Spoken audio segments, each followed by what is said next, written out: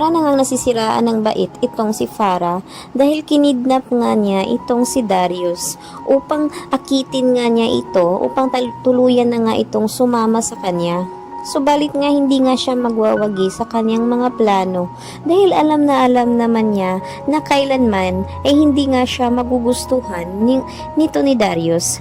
Kaya naman ngayon ay nais nga niyang lukuhin itong si Darius at sinabi nga niya dito na siya umano si Lucy at bumalik na naman umano siya sa katawan ni Farah.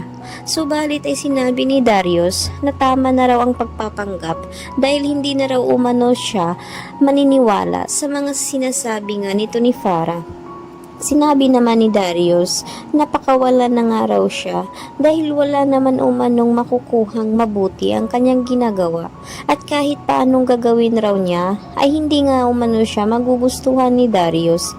Nagmakaawa nga itong si Farah na mahalin naman siya dahil nga ginagawa naman umano niya ang lahat upang magustuhan nga siya nito. Subalit ay sinabi naman ni Darius na kahit anong mangyari ay hindi raw niya iiwanan itong si Lucy. Kaya ngayon ay galit na galit nga itong si Farah at sinabi nga niya na mas mabuti umanong mawala na lang si Darius sa mundo kaysa naman makita nga niya na masaya nga ito kapiling si Lucy.